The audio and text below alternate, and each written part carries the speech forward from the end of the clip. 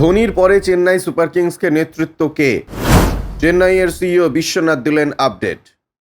আসন্ন আইপিএলে মহেন্দ্র সিং ধোনি চেন্নাই সুপার কিংসের নেতৃত্বে আর্ম ব্যান্ড পরে দলকে নেতৃত্ব দেবেন মহেন্দ্র সিং ধোনি, কিন্তু ধোনি পরবর্তী সময়ে চেন্নাইয়ের অধিনায়কত্ব করবেন কে? এস বদ্রীনাথের ইউটিউব চ্যানেলে এই প্রশ্নটাই করা হচ্ছিল চেন্নাই সুপার কিংসের সিইও কাশী বিশ্বনাথকে। জবাবে বলেন বিশ্বনাথ, এইসব নিয়ে দলের ভেতরে কথা হয়েছে। শ্রীনিবাসন বিষয়টা নিয়ে পরিষ্কার করে দিয়েছেন।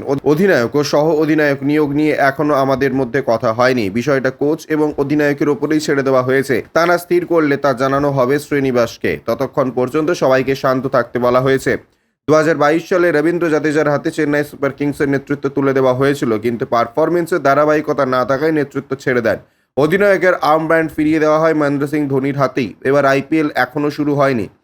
তার আগে আম্বাতি নাইডু জানিয়েছেন চেন্নাই সুপার কিংসের অধিনায়ক হিসেবে তিনি রোহিত শর্মাকে দেখতে চান, তবে ধোনি এখনও নেতৃত্ব ছাড়ছেন না। বিশ্বজয়ী অধিনায়কের পরে চেন্নাই সুপার কিংসকে কে নেতৃত্ব দেবেন তা উত্তর দেবে সময়। ব্যুরো রিপোর্ট, ইউজে নিউজ।